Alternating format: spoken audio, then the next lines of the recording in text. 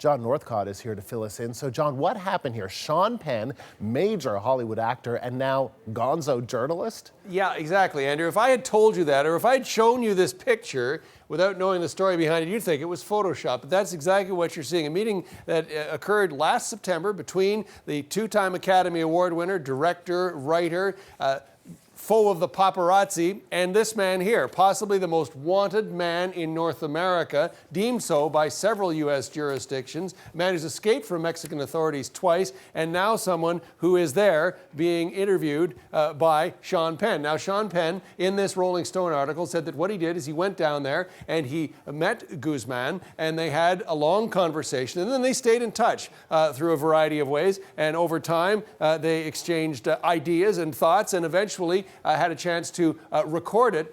Penn wasn't there, but he sent the questions in, and here is in part what Guzman had to say. Bueno, eso es una realidad, que las drogas destruyen.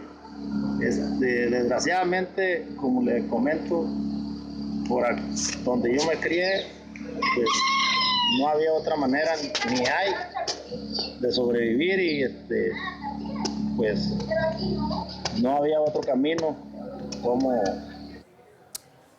Guzman goes on to talk about his experience in the drug trade, saying he hadn't himself used drugs in 20 years, but that he was, yes, responsible for much of the heroin, amphetamines, and cocaine that make it across the border from Mexico into the United States. He is also, didn't address this specifically, but authorities argue that with tens of thousands of people being killed every year in the Mexican drug wars, that El Chapo has been a key figure in those drug wars for some 35 years. A lot of questions being raised about this, certainly journalistically, whether or not someone could go and talk to an individual like this and then keep their aspects to it, including the location, safe. How could a Hollywood actor track down this man that all of the Mexican security and most of the United States security and DEA drug enforcement agents couldn't track down? A lot of questions still about this, and whether or not authorities perhaps followed Penn or at least were monitoring cell phones and computers and were able to track down Guzman through that. A lot of questions up,